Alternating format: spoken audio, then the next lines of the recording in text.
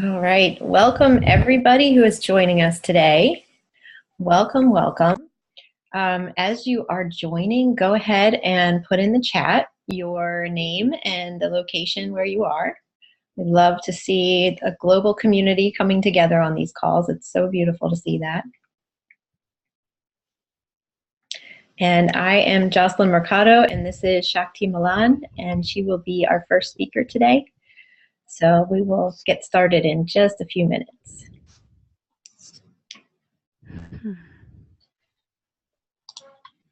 Write it in the chat too here.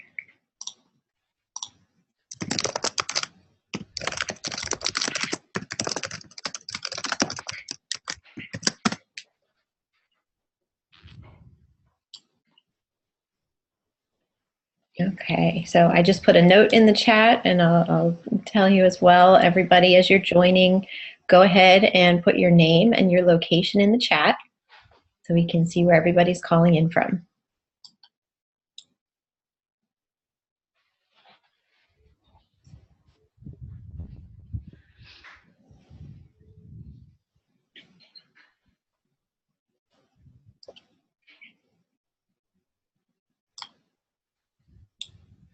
Good morning, Taria in Asheville. Welcome.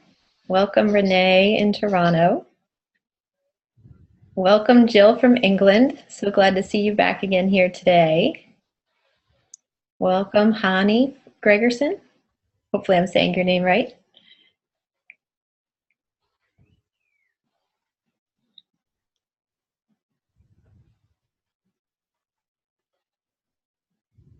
Welcome, Milena from Bulgaria. Welcome, welcome.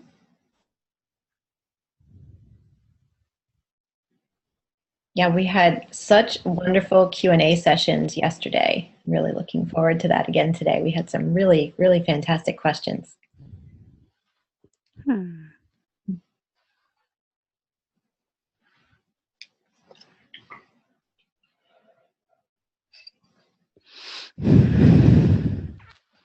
So let's see, I'm sure more people will be joining. Let me check one thing.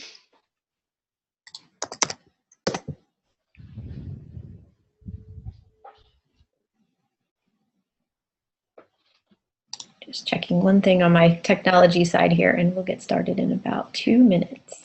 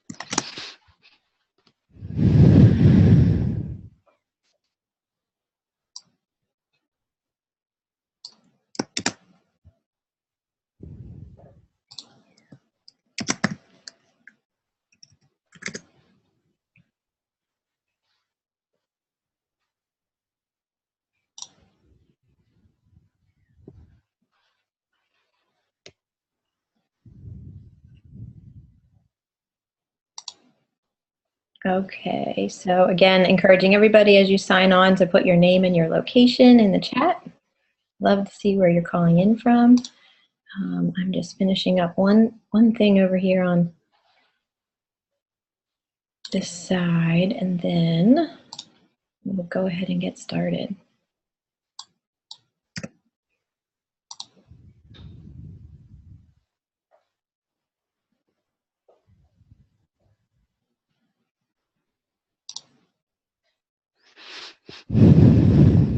Great. All right. So, welcome, Shakti Malan. Thank you so much for joining us today. And I just want to acknowledge that Shakti has overcome several obstacles to be with us today. So I really want to honor that. Thank you so, so much for making it happen. And It's my pleasure. let me just share a little bit about Shakti for those who may not know her already. Shakti Malan was born in South Africa and has an extensive international and online teaching presence. She has a PhD in social anthropology, and through that work, she came to realize that the collective will only transform if individuals awaken to their true nature. Shakti has a gift and a passion for supporting realization of truth in collectives. She is an international teacher of Tantra, a practice that seeks to bring what we realize in transcendent awareness into our embodied living and into our sexuality. And so, Shakti, your wonderful topic today is the soulmate within, how your outer relationships mirror your inner. And this is something that I think we all want to know about and want to know more about, learn more about, so that we can strengthen our relationship with ourselves and with everyone around us and those closest to us. So thank you again for joining us. I'm so happy to have you as a part of this event. Such a pleasure, Justin. Thank you. So I guess my first question to you is, can you tell us a little bit about what does the soulmate within mean to you? And also as an extension of that, how does it relate to balancing the masculine and the feminine? Yes. Yes, so Jocelyn, having spoken on one of your previous summits, I so appreciate your focus on really taking care with with the ecology, and that you made this connection with the balancing of the masculine and feminine was so interesting for me, because in tantric understanding, it's the primary split really in the psyche of humanity, is this war between the sexes, or the genders, and the one that we seek to unify in a way. But so what the soulmate within is about is, there's this, I think for most of us at some point in our lives, there's been this deep longing, or even a strong belief that there must be that one person out there that is going to finally complete my being, and then I'm going to be happy. Mm-hmm. And so then after a few successive episodes of meeting that person and then discovering, well, maybe that was not that person, we come to a place where we start to ask a different question, which is, who is that one that actually is the beloved that I'm looking for? And am I going to finally find that in somebody else? And then the attention turns inward, and we discover that final union of that completes us is perhaps not something that we're going to in the first place find in a relationship with somebody else. Mm-hmm. But is always a mirror. The outer is always a mirror to invite us into finding the union within us. But the beautiful thing about any relationship is that it gives us the opportunity to see what we're not seeing about our inner relationship, because it always shows us our blind spots. I think most of the listeners have probably discovered that relationships always do that. And because I just want to say this one more thing, is that because we grow up in a world that still is very gendered in terms of how we perceive ourselves. So when I'm born, as a baby, there's no sense of being a boy or a girl, but very soon we start to get socialized into being a boy or a girl child, and there's a identification that starts to happen.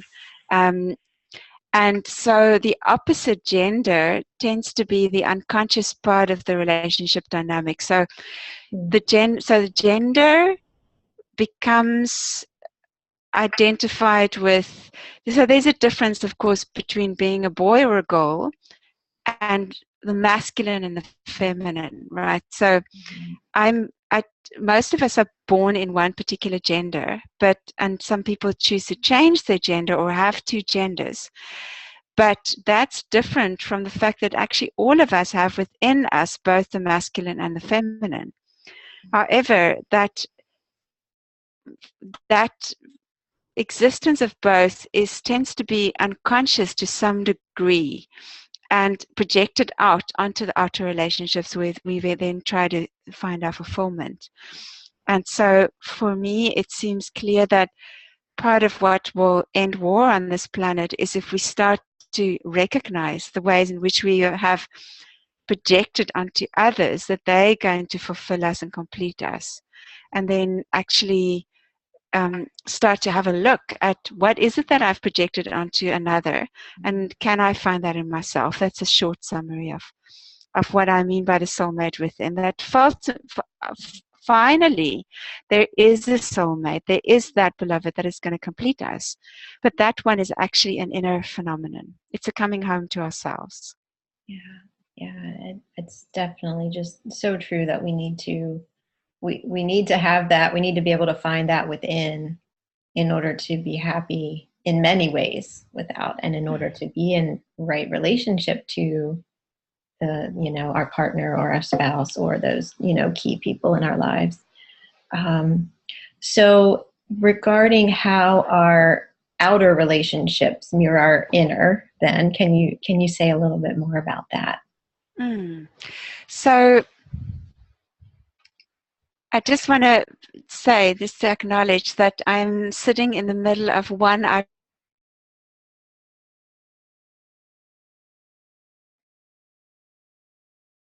Oh, Shakti, I can't hear you right now.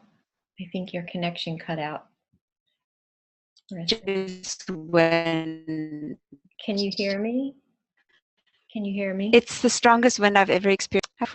Yes, I can hear you. Yes. Yes. When you were saying, when you were just getting started and it cut out. Yes, now I can see you and hear you. Okay, so great. You were saying, I'm sitting, and then it cut out. Okay, right. So I'm sitting here in the most outrageous wind. So oftentimes when having these kind of interviews, we don't necessarily acknowledge our environment, but this is such an extreme weather condition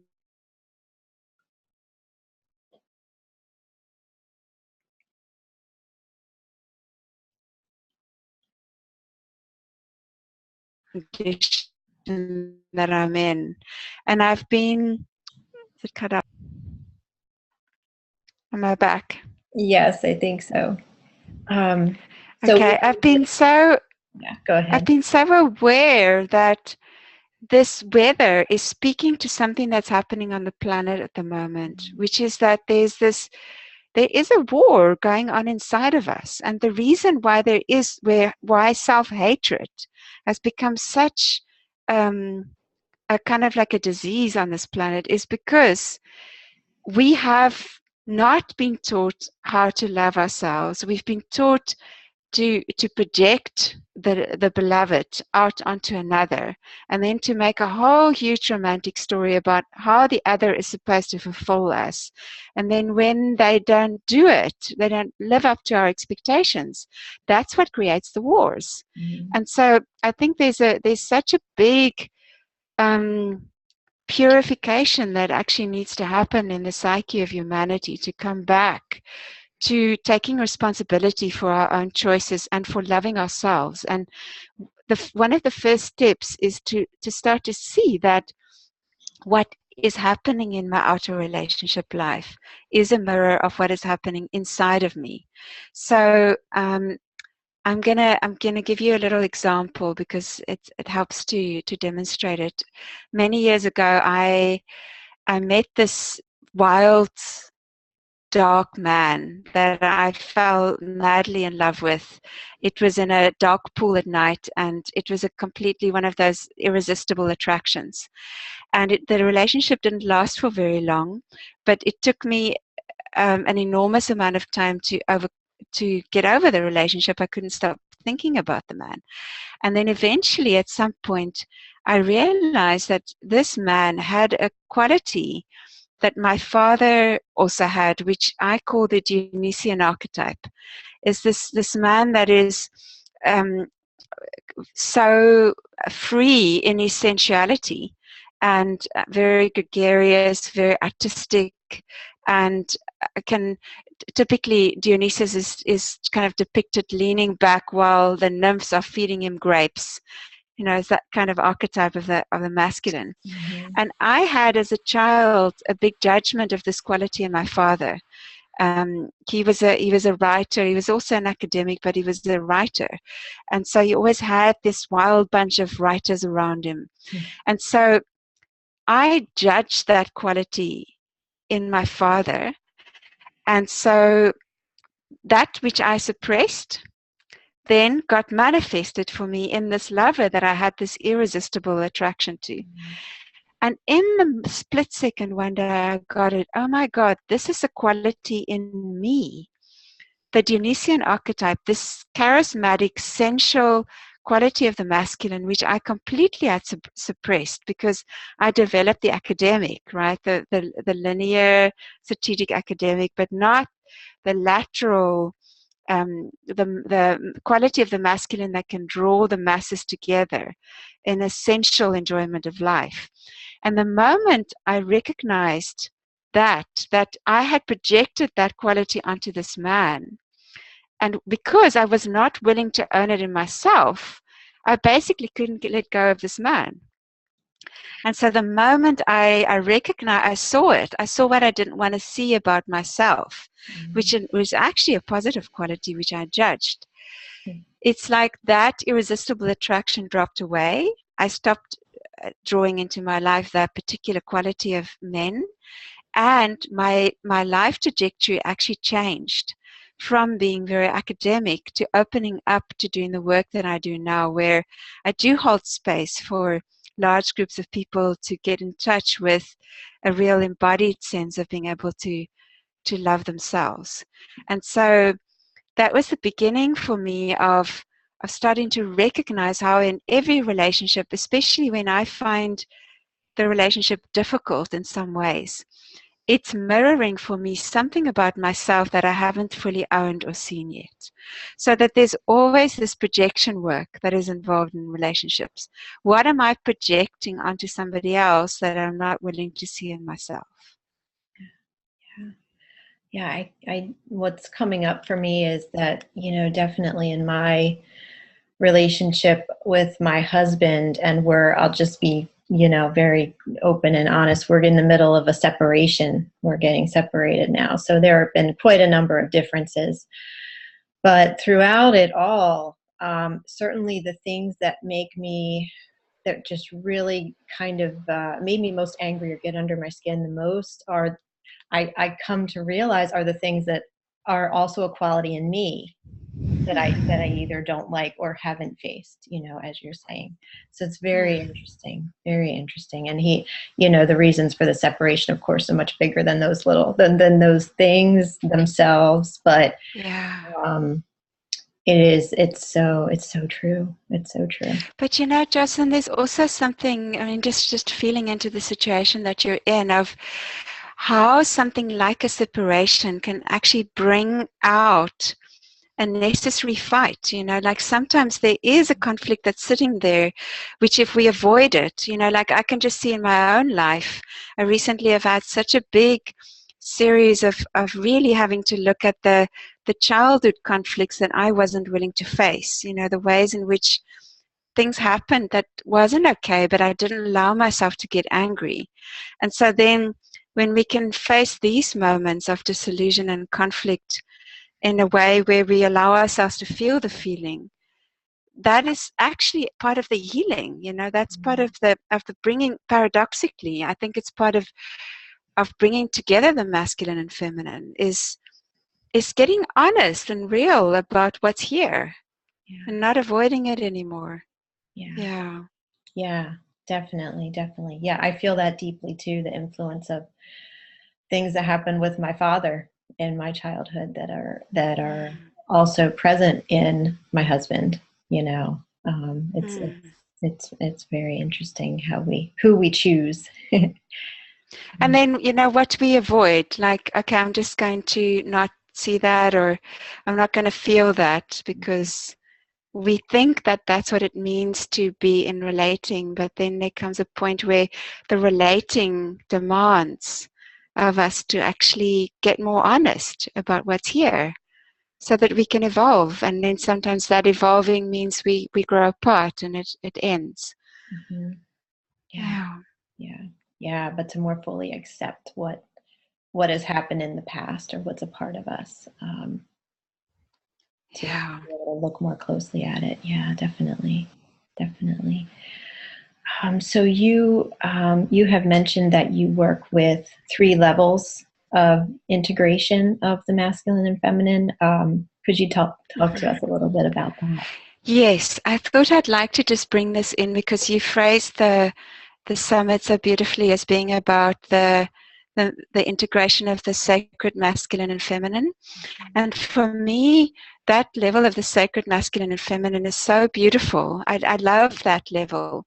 But I also see 2 other levels that are, I would say, without going hierarchical, they're lower down in terms of the frequency of consciousness we're working with. So for me, there's the unconscious level of the masculine and feminine, and then the conscious, and then what one could call the sacred or the deep masculine and feminine. And I find it useful to differentiate between them, because sometimes when we're talking about the masculine, we're actually talking about the unconscious masculine, and sometimes the conscious. And so let me just explain a little bit. So for me, the unconscious aspect of the masculine and feminine is that part that in our personal lives is connected with what we haven't been able to fully process or acknowledge or feel in our lives, and it sits in the body as a memory, and then it comes up in relationship as a reaction that is not our conscious choice, but it just kind of comes out there, because it's still sitting in our psyches, but it hasn't ever been fully felt or processed. And then there's also the aspect of the unconscious masculine and feminine, which is in the collective. So for instance, in the collective unconscious, there's a masculine archetype that is like the caveman, which is all about, I need to get what I need to get, and if I need to get my rocks off, that's just how it is, and I'll get the woman by the hair and I'll drag her into the cave and she must just open her legs, and that's how it works, And I think that kind of archetype of the masculine is what has a lot of women upset with the idea of masculinity, and a lot of men not wanting to know anything about masculinity, because we kind of cringe about that archetype that's still in our psyches. And but then there's also the unconscious feminine that does this opposite thing, where she will actually do anything in order to get affection, love, attention from a man. And really what she's looking for her dad's approval. And so many women, so many of us have had lover after lover, especially in our younger years, not feeling anything at all physically, actually, in our bodies, because we're looking for something else. It doesn't matter that I'm not enjoying sex. It doesn't matter that I'm not actually happier, because at least here's a man that's attracted to me. And so I'll just go with that. That's enough. So there's that level where our relating can come from quite an unconscious, either a neediness or a grabbing.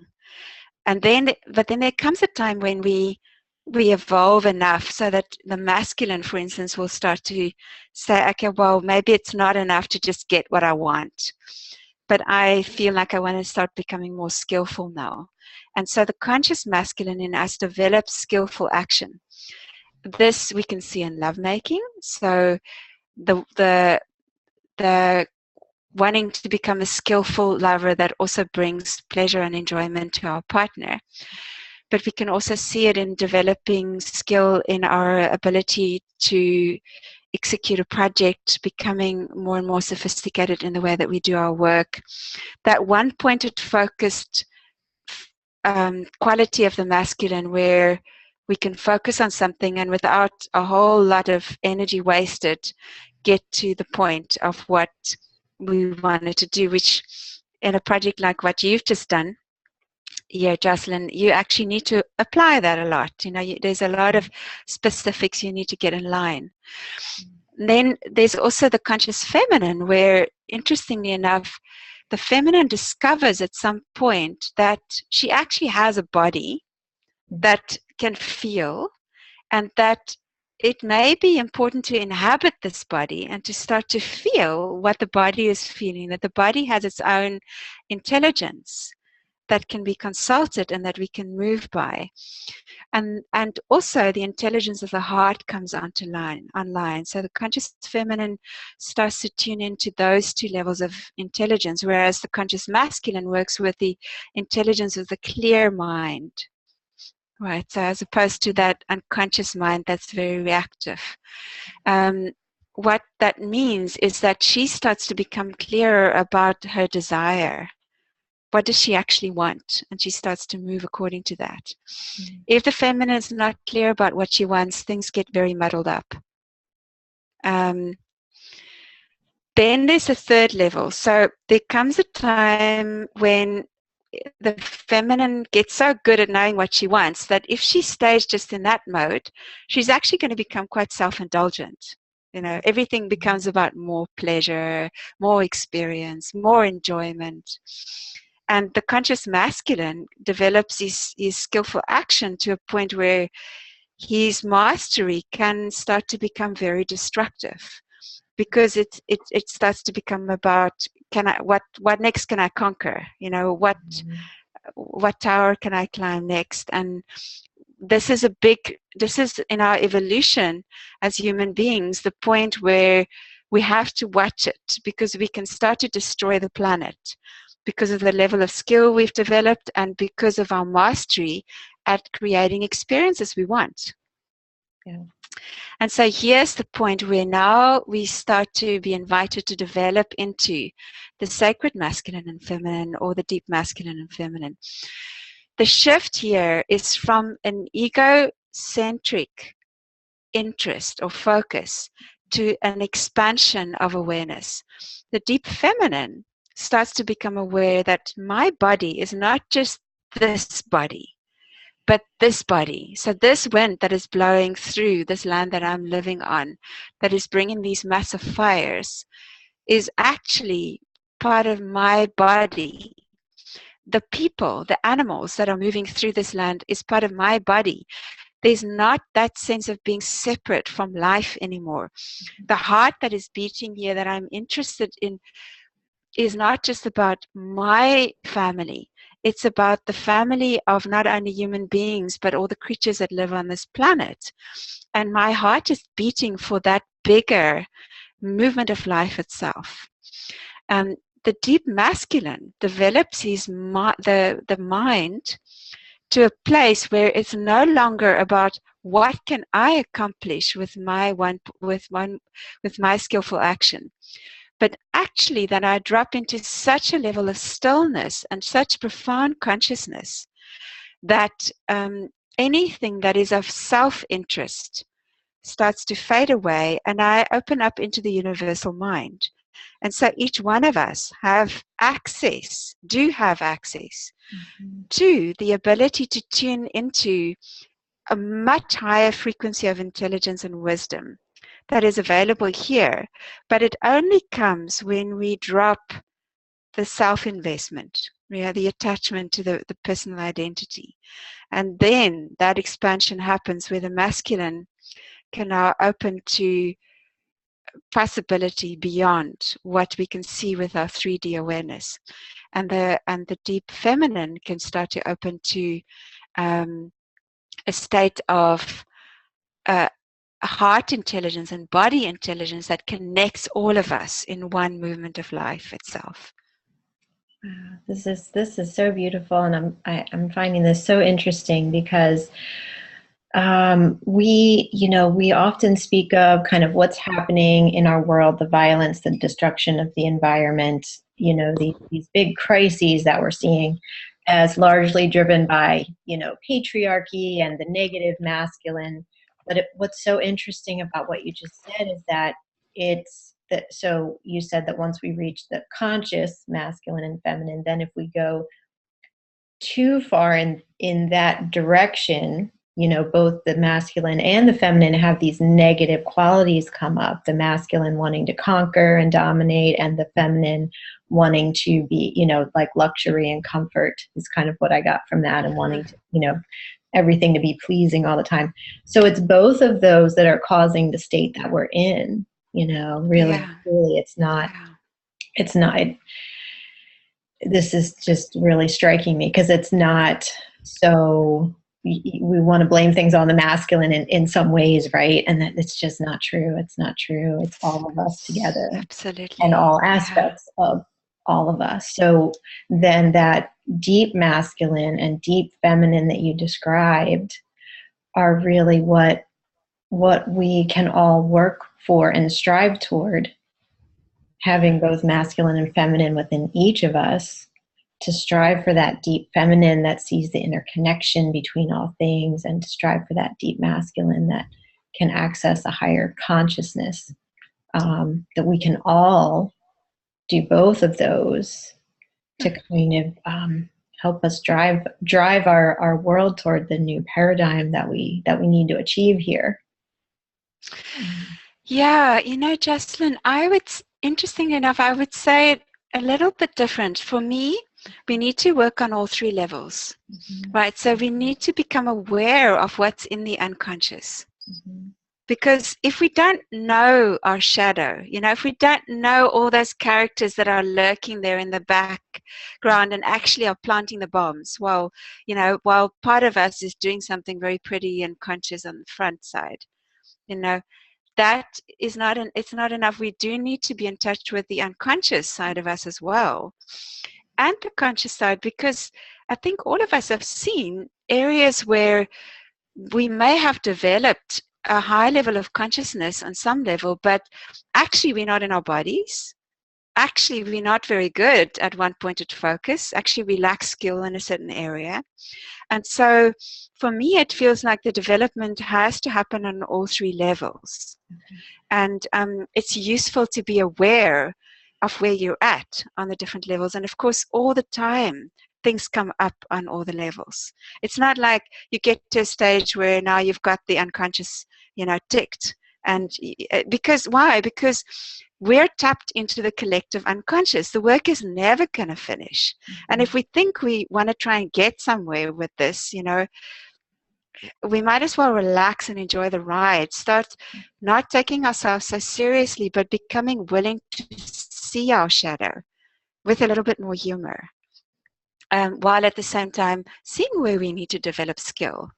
And finally getting that we also need to go beyond our personal story and relax into a bigger reality, which is probably the part that is least known. And I think that's probably why you focus on that in the summit as well, is that most people are not even aware that there is that dimension. Yeah, thank you for that clarification. And of course, that was just kind of my thoughts that came up, and I can see the deeper level of needing to work on all three levels, because we're going through cycles of healing, and we go back into the shadow at times, and need to relearn things. And so could you tell us a little bit more about that, the last part that you mentioned there about the big picture view, or the individual view versus the big picture view, I guess? Mm-hmm. Yeah. Jocelyn, I almost feel like I want to have a dialogue with you about. I'm going to ask you a question, then I'm going to come I'm back. totally open to that. Yeah, beautiful. Because, it was so interesting for me that you chose this topic for this summit. And your previous one was about the earth and about ecology, and this one is connected to that very much.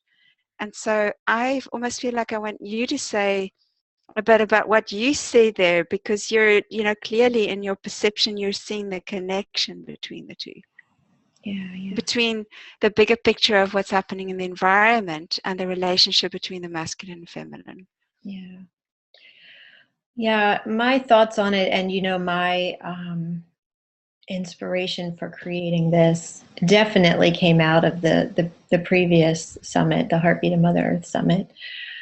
I guess what really started coming up for me was that a couple things. So we, since we live in this time when we see so many crises around us, political, environmental, social, even the weather, as you've mentioned, we feel like things are very unbalanced. We feel like things are a bit unsteady, and there's this tendency to want to blame the patriarchy, or the people in power. And what I see is that so very strongly that we all need to work together, and we need to integrate all aspects of ourselves, um, and it's not just masculine and feminine. I chose masculine and feminine because I think that is so very much at the core of it, but it's integrating all these different, I call them, so I've said in my talk yesterday that they appear to be opposing forces, like light and shadow, inner and outer. They appear to be sometimes at war with one another, but really they're given to us as gifts and meant to be balancing forces, meant to help us balance. So the masculine and feminine balance is a huge part of that, and I feel it's so much at the core of, ancient and modern, light and shadow, mainstream society versus the new wave of thought that is coming up, that is just coming through so many people right now and inspiring so many people to change the way they're living. So these balancing forces are clearly at play, and are clear. We need to be able to really work with them to find balance, not only in our own lives as individuals, but also to share with others, to go out in community and in relationship, find that balance, and then from there to hopefully share that balance in a bigger way with the world through encouraging our leaders to do things a little differently, or however that looks. That has to happen on many different levels. So hopefully that answers the question, but it became so clear to me that we all need to be involved, and this is really a grassroots effort. It needs to start with every individual doing this, and then it will move outward from there. Exactly, Jocelyn. And I remember we had a similar conversation last time that, for me, movement on this planet is the movement of consciousness in the first place. We are all consciousness. And so when my consciousness becomes more clear and balanced, that changes the picture on this planet. It's a hologram. It's not me doing my little thing. It's what creates the whole show.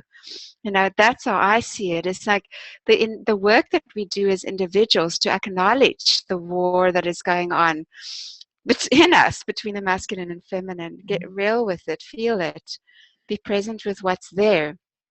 Every bit of work that we do is what contributes to whether we have war or peace on this planet, not just between human beings, but also between us and our environment. So for me, I have no question about it, and I hope that some other listeners can connect to that. It's not just you doing your little bit. It's actually what creates the whole thing, because each one of us is creating the whole show of what's happening on this planet. And we underestimate who we are. We underestimate the force of the power that moves through each one of us, because we use so much energy to control and suppress and manipulate that that life force that actually is doing its thing all the time. So yeah, maybe I'll just stop there. Yeah, well, I would love to ask you if you have any practices or recommendations that you could share with our listeners on how to integrate Yes. and balance, masculine and feminine in our lives. Yeah. Right. So as you spoke now about that integration process and seeing the balance between the two opposing forces, what came to me is the polarity dance, because this one is very powerful. So what you do is have a look in your life, especially in relationships with people of the opposite gender, and make a note of qualities. Say choose a person that at this point you've got a particularly intense relationship with. It can be difficult or it can be good. And then find a quality that relationship evokes in you.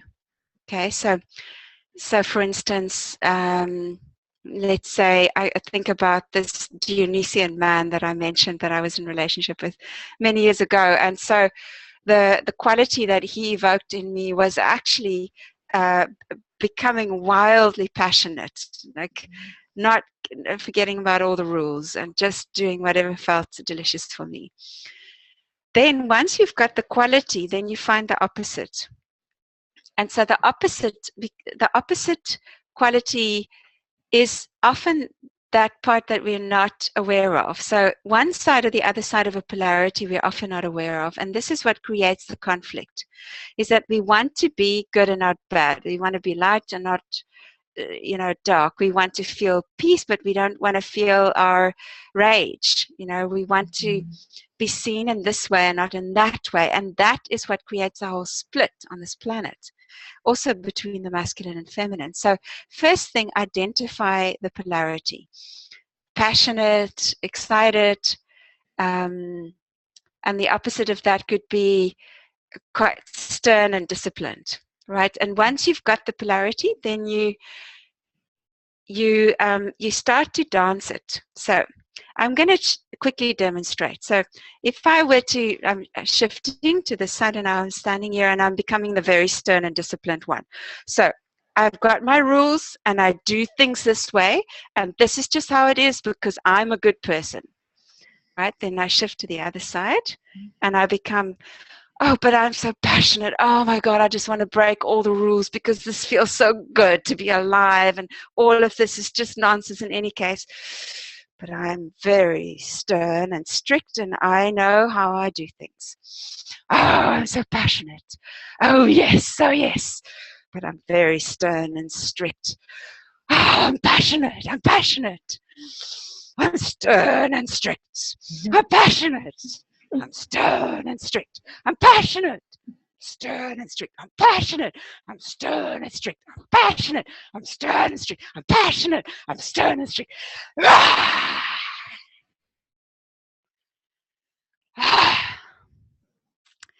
So what happened in the end there now is what happens when you keep going from the one side to the other side, right? Mm-hmm. The ego wants to keep the polarity separate. But when you keep expressing both and you start to move from the one to the other faster and faster, at some point, the energies integrate inside of you and a different expression comes out.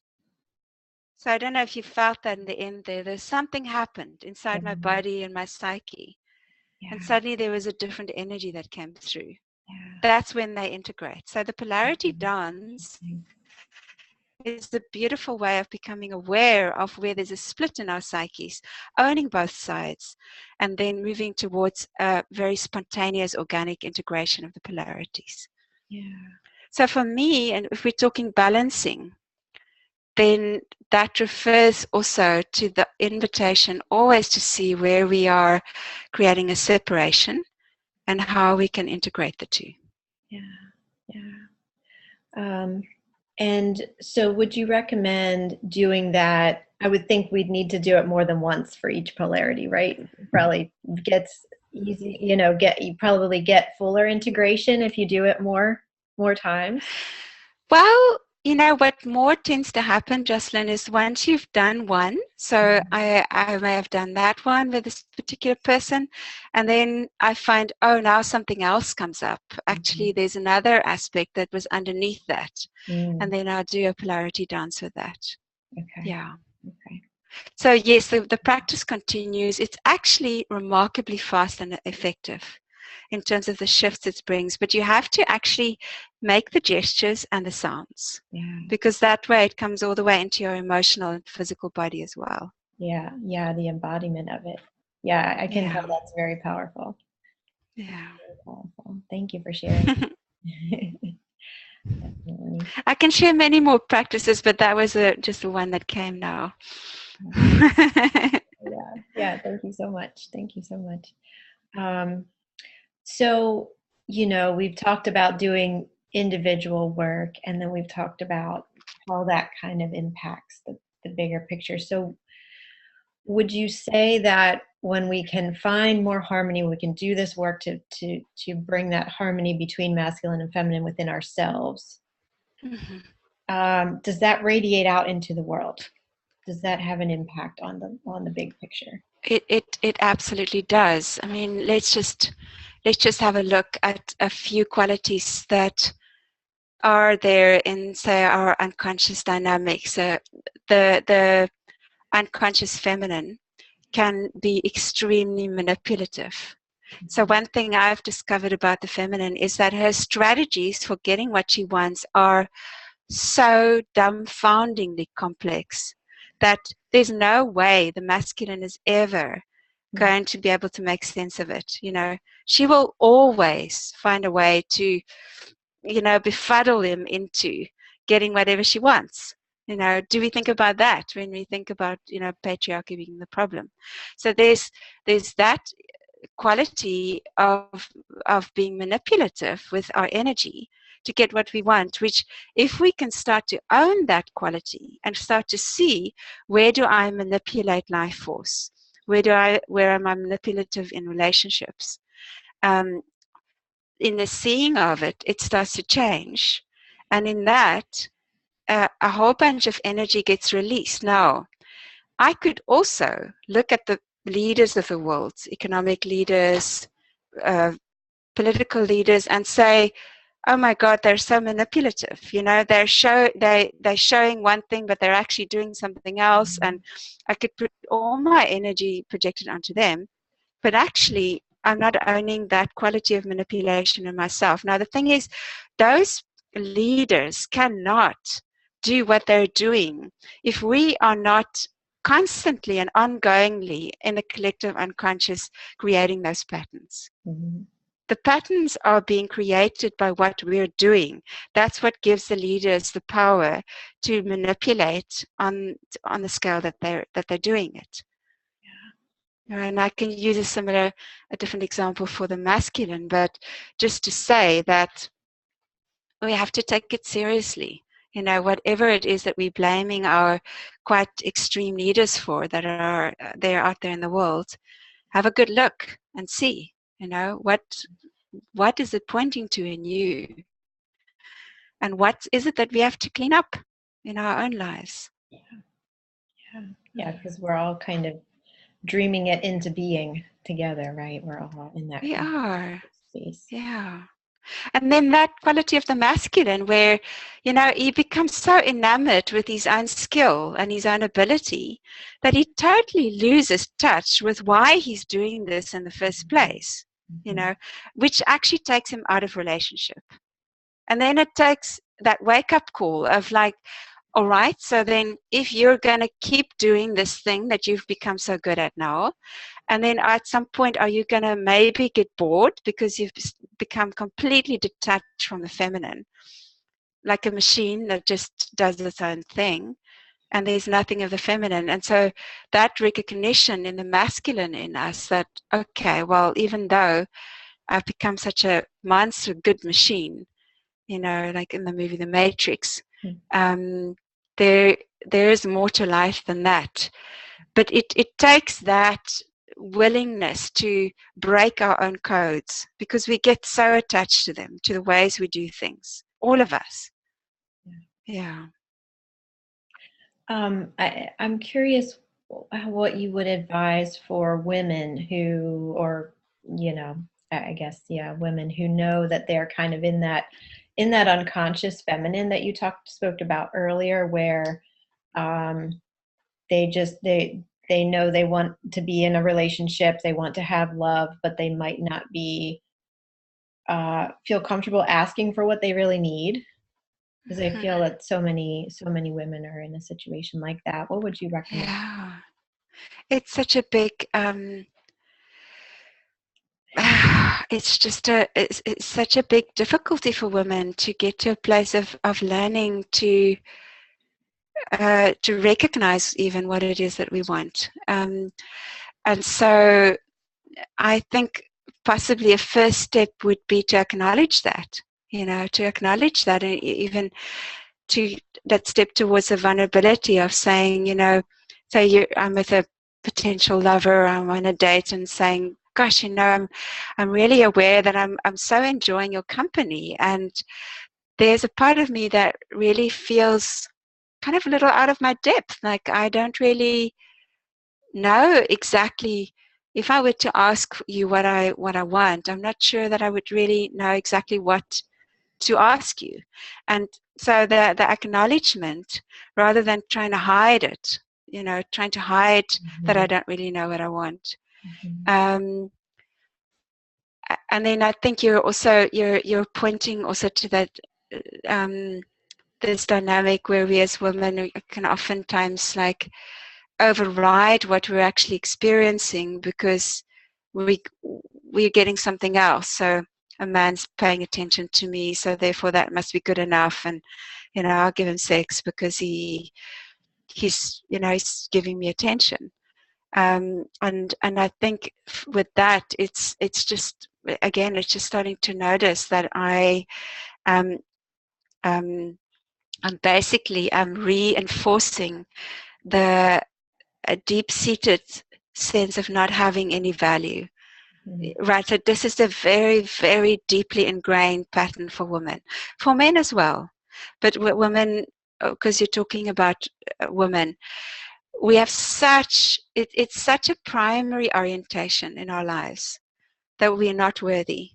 And so to start to recognize when that comes up and to start to question it, is it really true? Is it really true that I need a man's attention or approval in order to be worthy? And then maybe that can just create that little bit more breathing space so that I can take one more breath before I say yes to go into bed with a man. Um, and feel into whether this is really what I want, or can I maybe wait a little bit longer and perhaps tomorrow night I meet somebody that's actually closer to my heart. Or maybe next year, maybe that's okay, or in 10 years. Like, Mhm. Yeah, but that shift into starting to see our lack of valuing of ourselves, and starting to come back to, no, but actually I am I am worthy, and it's okay for me to want a partner that meets my heart, that meets my desire, that opens me up, that my body responds to with a yes, that my heart responds to with a yes. And it's okay to wait. I don't have to prove that I'm okay by having it today. yeah, Yeah. yeah. I think that's a big part of it too. Um, okay, yeah, thank you. And one other thing that I wanted to ask you, and then we can move to the Q&A. We had a really good question yesterday from a man who was attending, and he said, he started out by saying, what should I strive for? Since I'm a man, should I try to be 50% masculine and 50% feminine? Which I said that's a very masculine approach to this. But he went a little deeper into that, and he said, um, he wants to he wants to be able to more fully understand his partner, being a woman, more fully understand her experience, and be able to Mm-hmm. maybe feel the feminine qualities that he possesses, to be able to better understand her experience. um, Mm-hmm. so I'm curious what your thoughts might be on that. We were. Yeah.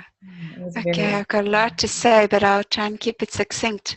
I think that what is a wonderful way to think about it more is, can we be open to being 100% masculine and 100% feminine? You know, so really a full exploration, and not an avoiding of our own gender orientation because there's pressure on us or something. In terms of discovering more of the feminine and how to be with a woman, what comes to me, first of all, is really just to acknowledge that a lot of women are very much in their masculine.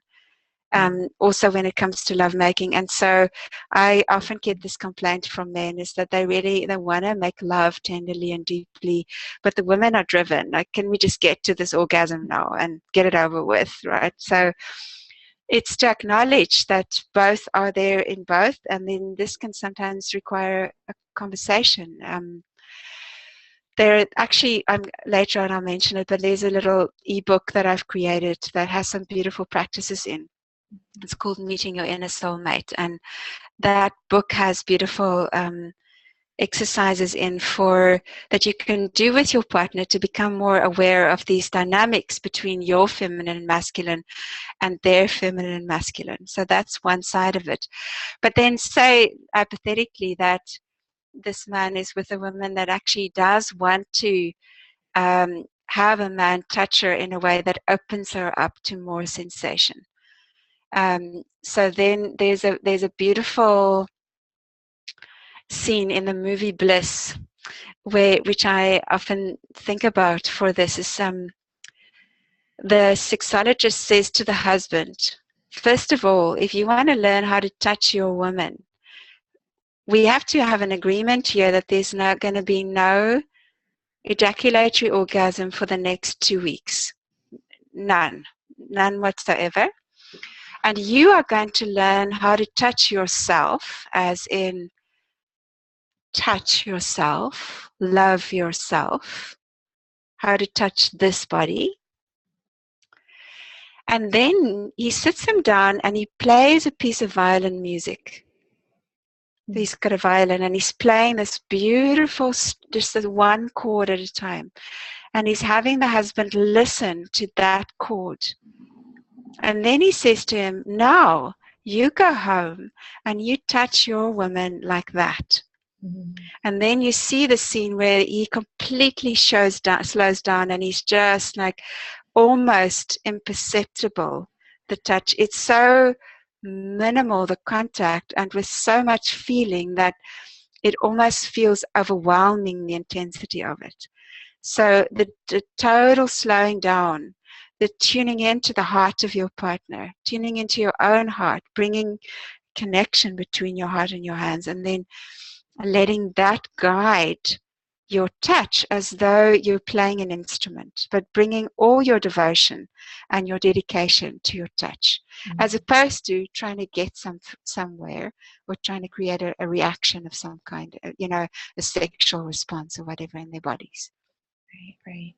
Beautiful. Thank you. So, so we can move into the Q&A now, but I want to first share about your ebook that you mentioned, which is your free gift to everybody. And so I find in these live presentations, it's helpful to put that link in the chat so that people who are here live can easily access it. So would you like to tell us a little bit about that ebook, Meeting Your Inner Soulmate? Yeah, I mean, I think it's a marvelous little book, actually. It's called Meeting Your Inner Soulmate, and it is a book in which I go through this 3 levels of the masculine, feminine, unconscious, conscious, and deep masculine, feminine, with exercises for developing all 3 of those levels. And also sexual practices, introduction to sexual practices. I think it's about 50 pages. It's got some illustrations, I think, and it's just very, very accessible. So we're going to give this to you for free. And please go and have a look, because I think you will find it's very useful. I think that's enough. Yeah. Okay. Yeah. Thank you. Thank you so much for offering. Okay, so for everybody who's listening, if you would like to ask Shakti a question, please go ahead and raise your hand. And I'll be able to see you raising your hand, and I'll bring you over to speak with us. As I mentioned yesterday, if you want to have us just hear you and not see you, you can turn off your video. But we would love to see your smiling face, so keep your video on if you can. And so go ahead and raise your hand, anyone who's interested.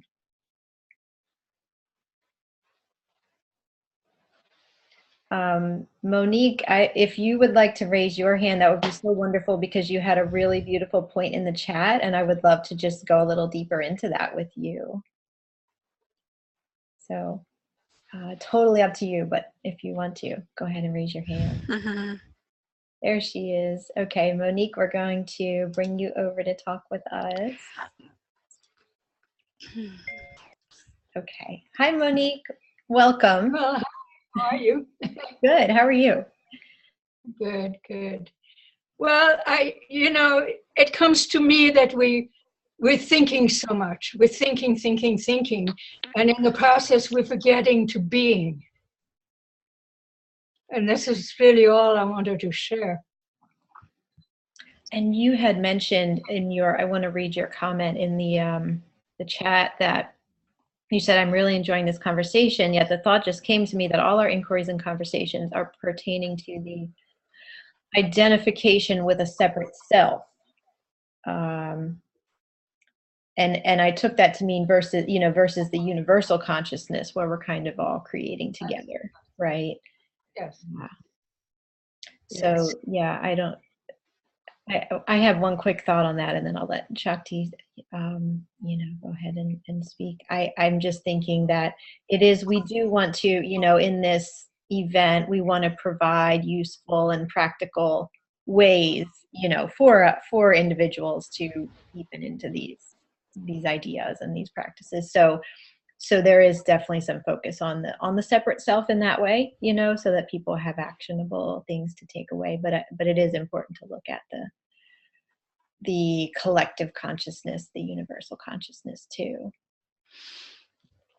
I have a view that actually has to do with the masculine and feminine, Monique, which is that this is the balance between the masculine and feminine, is that we both be in the constant evolution of consciousness that is not identified, as you said, not identified with experience, and the feminine, so that's the masculine, is that consciousness that's not identified, and the feminine, which then brings that consciousness into form, into our unique individual forms. And so then when we're talking about just being and not thinking, what that involves is it involves the evolution of consciousness to a place where we can go beyond the thinking mind into a state of being. And it also involves that process of the embodiment of consciousness, so that we can just be in that.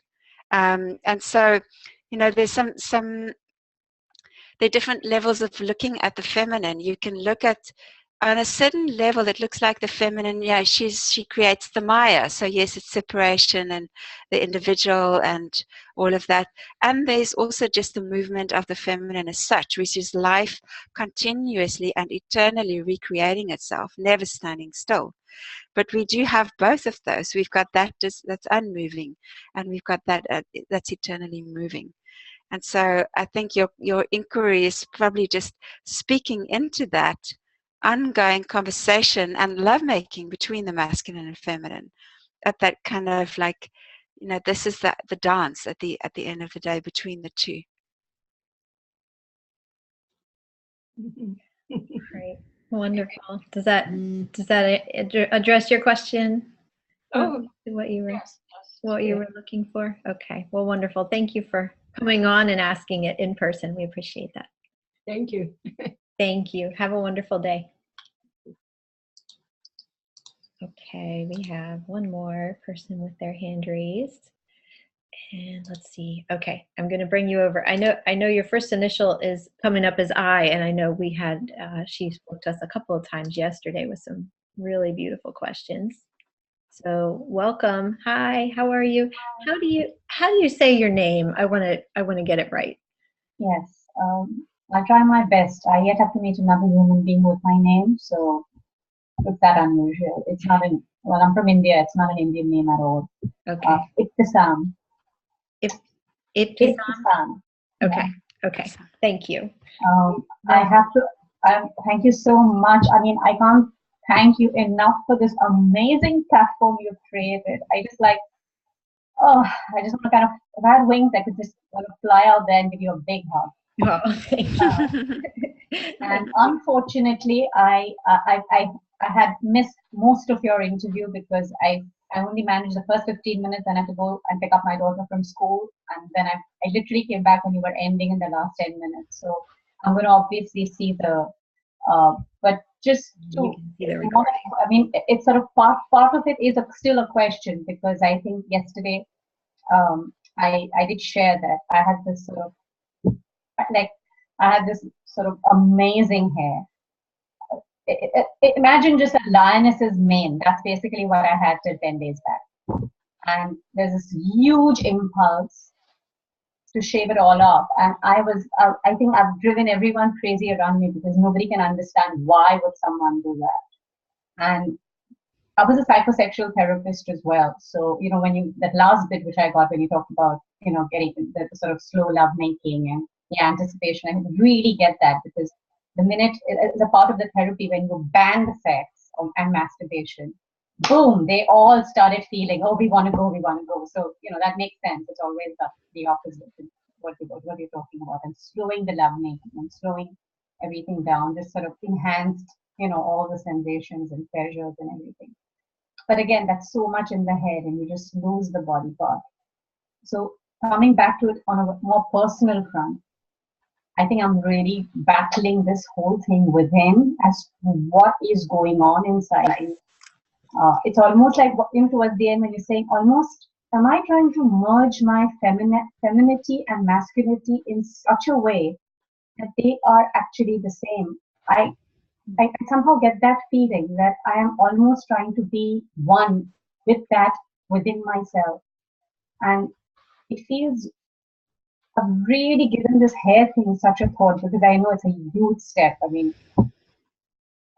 yeah, it's a big thing. It represents far more than my looks for me. It's a lot of stuff.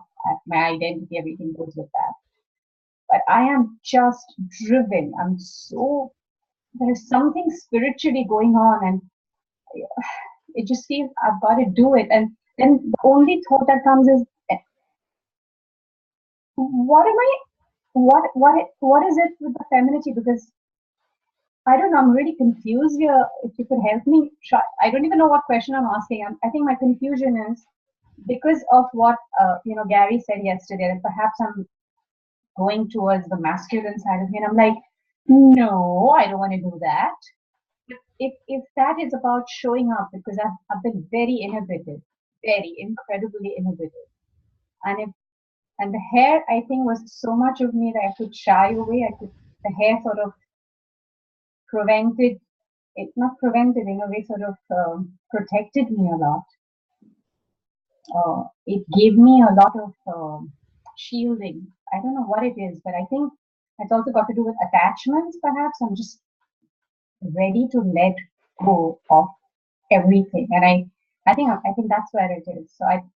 But I think as far as you're concerned, the question I'm trying to ask is, how do you see that in terms of, does that make sense that I'm trying to merge my femininity and masculinity together? Sorry, I know I talked a lot.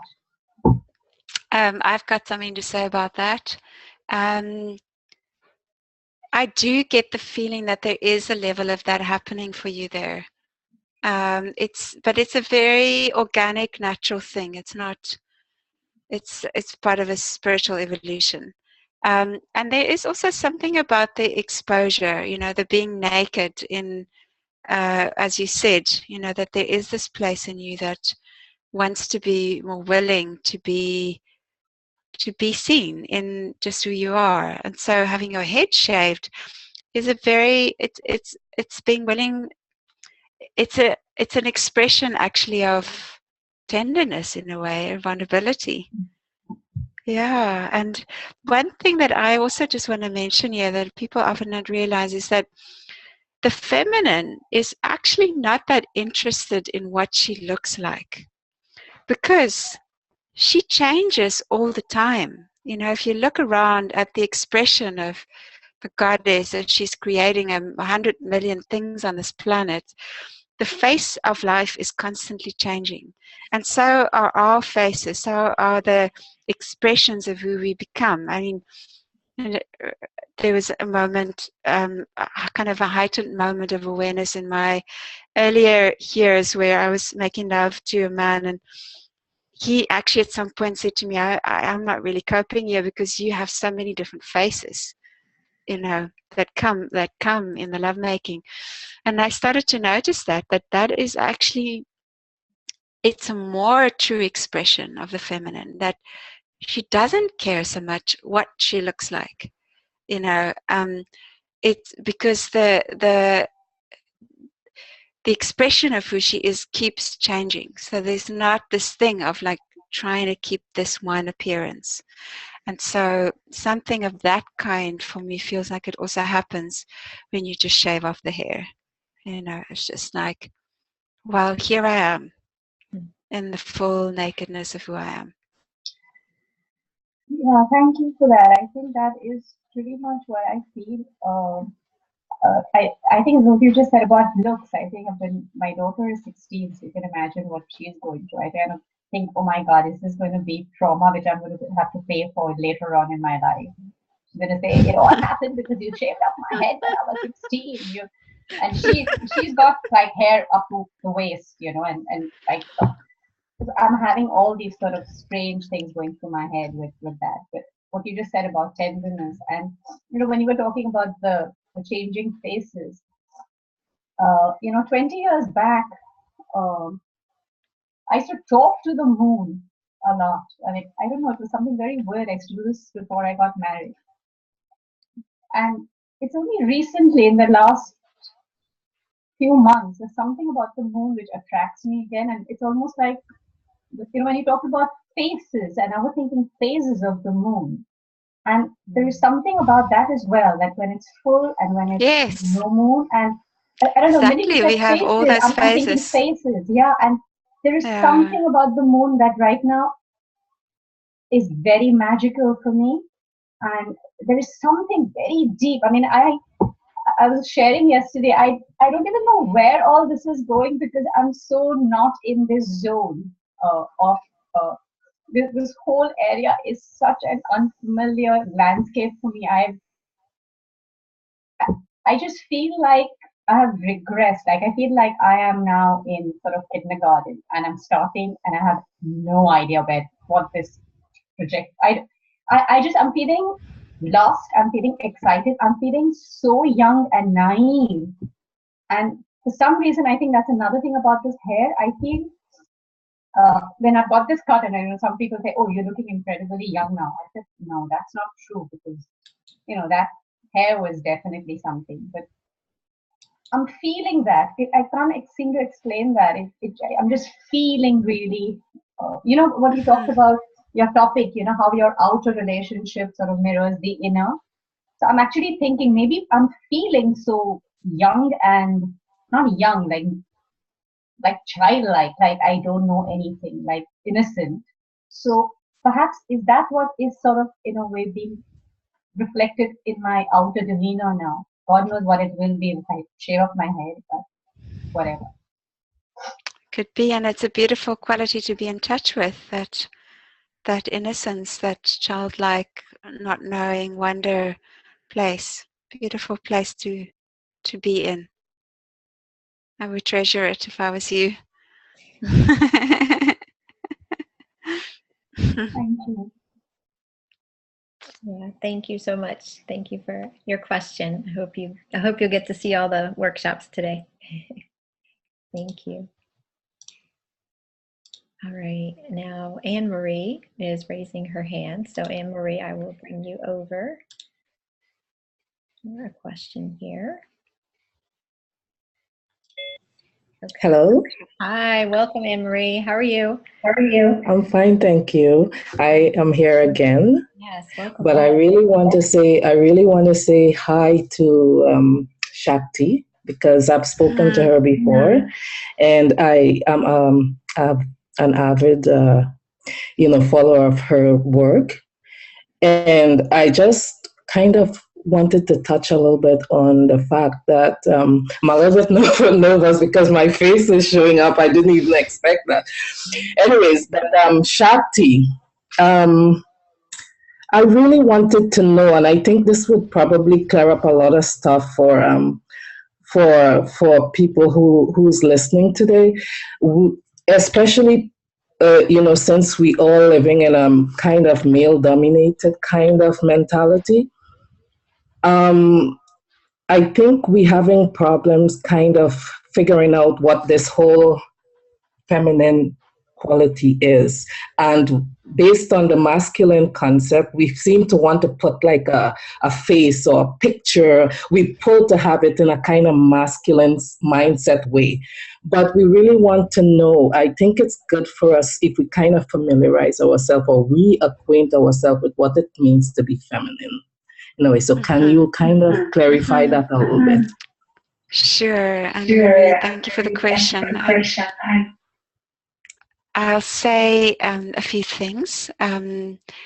So yes, it is true that we have created a very manicured masculine version of femininity in our world, which looks a certain way. It mostly looks like ramp models that actually have kind of teenage boy type bodies, especially legs. And that very focused on the external appearance. Whereas the feminine, actually, if we look at the model of a woman's sexual body, then you can see like a man's body, there's the penis, it's external. Okay, it goes out. We can see it, and it's got that external expression. But the vagina, the vulva, the whole internal, the structure of a woman's sexual organs is internal. It is a mystery chamber. It's a space, a temple space, which has a veil. It's those lips have to open in order to allow what is going to enter to come in.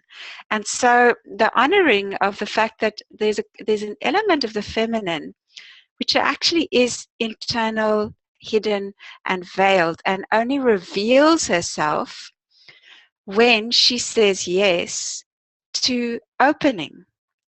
And that opening is not a response to some kind of command or demand, display yourself, be sexual and display your sexiness. It's not actually like that. It's a deep intelligence from within the body, actually from within the yoni, which is the name that I use for the female sexual organs. She's very intelligent. She knows when there is enough honoring, enough devotion, enough love in order for her to say, yes, I want to open. And in that opening, what happens is a communion starts with that is entering, and that is receiving, and the quality of opening to receive is a very key element of the feminine. So it's almost as though instead of this very active model we have of the feminine, where it's kind of like just about do and multitasking and getting 1,000 things done, there's a much softer element of the feminine, which is much more about resting back into the body, listening deeply, responding to our deepest intelligence in our bodies, in our hearts, and connecting them. It's not nearly as flashy as the model version is. And yes, there's almost like a quality of deep innocence in that, but that innocence is the magnetic beauty of the feminine, that she has this capacity to open and to feel all of life so deeply. That feeling is cyclical, It's round, it's undulating. It moves like this in the body. It doesn't move like this in the body, like, okay, let's, get down and get to the end point. It's not that there is nothing one-pointed focus actually about the feminine. She doesn't move in a straight line. She moves in curves. She feels things out. She's going nowhere slowly. So that place in us that can savor, can slow down, can drink in, and can feel what is here. And then she can also act really quickly, and she can get a sword out, and she can chop off what needs to be chopped off. So she's certainly capable of very powerful action, but is not coming from a place of display at all, and also not coming from any kind of drivenness towards a goal. Maybe that's enough for now. No, from my experience and what I'm feeling from her is contrary to what popular beliefs are, is or definitions are of what the feminine is, weak, and these negative things. Mm-hmm. What I'm feeling is a very, very strong power that's very, that could Exactly. be She very is the powerful. power. Yeah, and so I could see where it could be very intimidating to the masculine who is not secure also, but I could also see where it's insecure to the female that's not really grounded at the same time. So my my True. my my thing is how it is really like, because I mean I go off and on, so I have this problem with staying with it. I'm not really there yet, let's put it this way, and I don't know if I would ever get there totally, but the process for me is to really like keep reacquainting, keep pulling back every time I recognize that I fall off, is how to center back to where that Mm-hmm. balance is.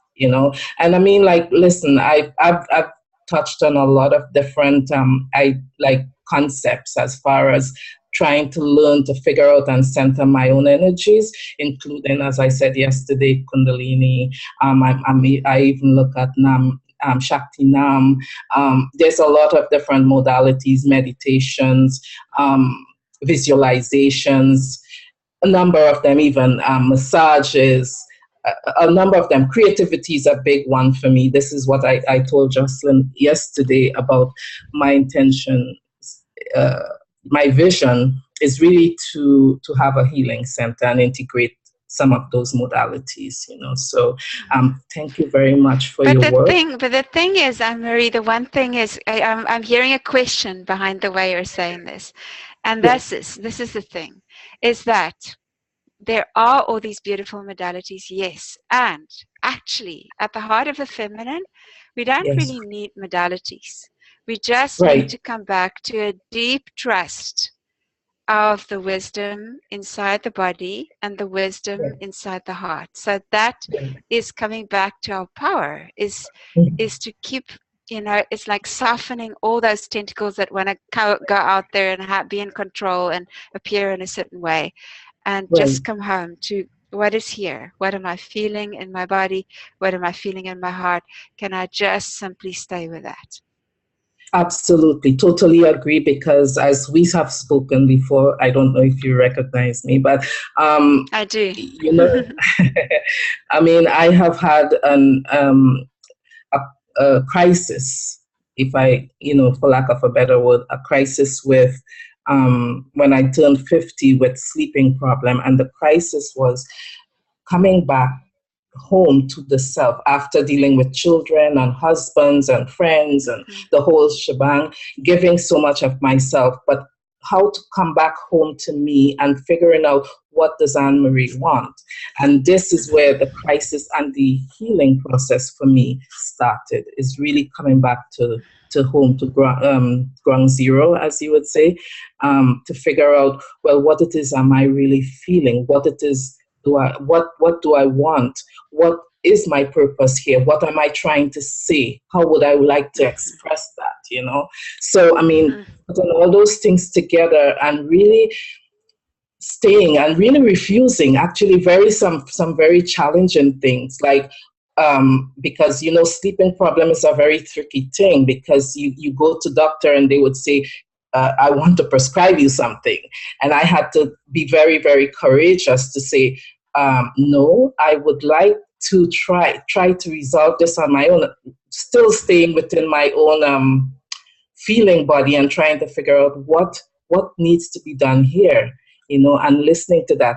And I have to say, I'm really, really proud of myself. I'm really, really, I woke up this morning and I was like, thank you, universe. Thank you. Thank Beautiful, you so Anne-Marie. much for just being with me, like whole, just really I am acknowledging hearing my strength. I am hearing the birth of a woman of power. Thank you. Yeah, Thank a you. woman's truly stepping into her power. And this is a beautiful phenomenon that is starting to happen now more and more. In fact, Anne-Marie, I suggest have a look around you and see the shapes in which you're seeing this. Women of your age, about your age, starting to find the power in a whole different way, finding their Right. own way. And there's such a beautiful thing that I really congratulate you on what you are Thank doing, you. and keep going. And thank you for sharing with us. Very beautiful to hear your voice. Thank you. I appreciate everything that you guys doing, including you, Jocelyn. Thank you so much. Yeah, thank you, Anne-Marie, for your beautiful, beautiful discussion that you have brought here. Thank you. Have a great day. I hope we'll see you again You later too. today. Bye-bye. Bye. Okay. So let's see. We have two more people raising their hands. Are you able to stay on for a little longer, Shakti? I don't want to go over your schedule. Till 12:30. Yeah, then I'm gonna have to go. Okay. So about 8 more minutes. Okay. Yeah. Okay, so Wen had a really interesting question in the chat, and she's raising her hand now. So let me bring her over. Okay, welcome, Wen. Hi. Hello. How are you? I'm good. I'm great. I'm very excited to join this day here. Yeah, thank you. Thank Hi, you. Shakti. I really love your work. I look forward to joining you in one of the programs to come. Really, I love your work. Great, Wen. So yeah, go ahead and ask your question. You had a really interesting point that you brought up in the chat. So yeah, well, since it's the topic masculine and feminine, and I myself work a lot with men around empowerment and their emotions, and I'm also very conscious on the way I stand in life and how I show up to other people. And I notice myself, like, because of things that have happened to me relationship wise, I'm a single mother, that I also need to take care of myself. And so taking care of my feminine and not always being in this survival state. And I've noticed, like, when I was that also means taking care of myself, like physically, or dressing the way I like to dress. And I noticed that if I walk on the street and I get like remarks from men just passing by, but it's more like a macho type of remark, whistling or looking a certain way, that I feel like I'm shrimping together, like I should hide, or that I don't want to be seen, like maybe it's not appropriate, or that I'm attracting not the right man. So it's a certain feeling that I get, like maybe I should hide something. And so yeah, that was my question, like how to be a conscious, empowered woman in this kind of society with men who are not or not yet conscious of their masculine role, and how we should not play small as women. Yeah. Wow. So when I'm going to just answer your question with the specific example that you gave, of this scenario of the men's responses to a beautiful woman.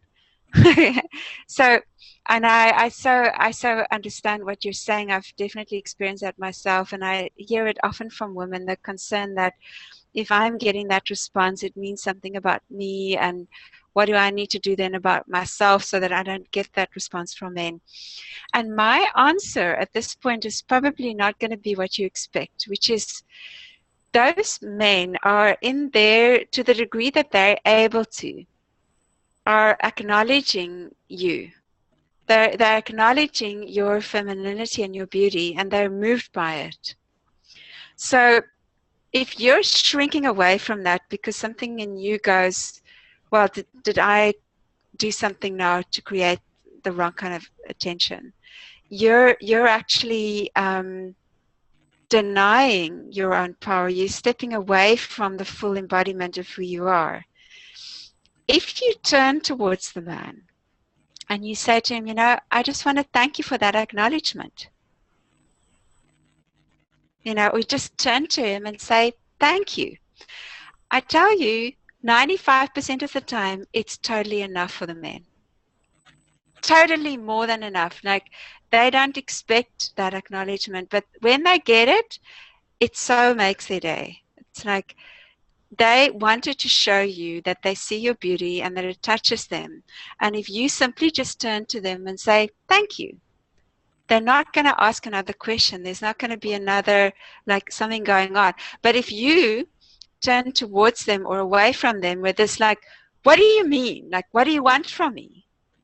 Like, that's a very different response, because now the man is feeling that you're in a push-pull with them. And a push-pull will create a relationship dynamic.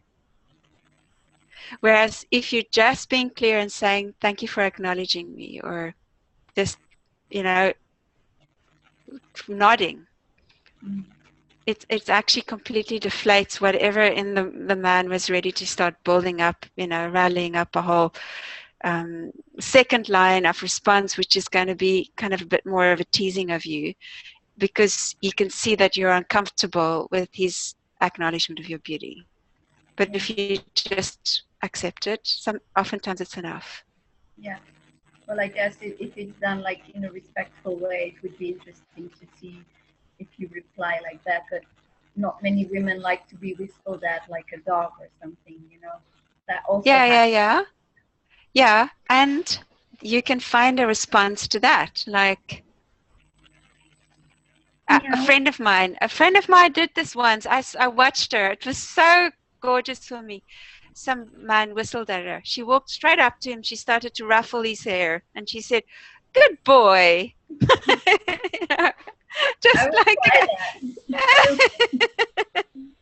it's like not moving away in fear. You know, there's nothing to fear. The guy is just awkward, and of course he's being stupid and all of that. But if you rather just like make a little curtsy, you know, like participate in the act, or just go, you know, like the Queen, wave at him as you pass.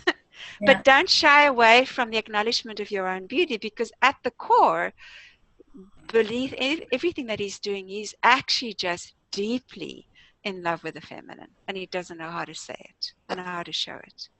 And I think for men, that is one of their biggest difficulties. They just don't know how to acknowledge how incredibly moved they are by the beauty of the feminine. And we often don't give them the space for it. So experiment. Break through that fear. Well, that was fun. I will try some of that. Thank you. I want to note that Richard just put in the chat. He said, "I totally agree. Women are wild, wonderful creatures, and men just want to appreciate them. Don't take it personally." So. Great. Yeah. Thank you. Thank you, Wayne. Thank you. Yes, thank you so much. Have a great day. You too. Bye. Okay. So we have somebody with their hand raised, but I know out of respect for your time, Shakti, I want to probably close now. So thank you so much for offering your wisdom and these beautiful practices that you shared. I know everybody really, really enjoyed this. So thank you for making this happen. As I said at the beginning, I know you had quite a few obstacles today. Thank you so much for being Yeah, here and joining us today and making it all it's a happen. great pleasure. Thank you, Jocelyn, for the work you're doing. I enjoyed the interview. Wonderful. Thank you so much. Have a great day. Thank you. Thank you.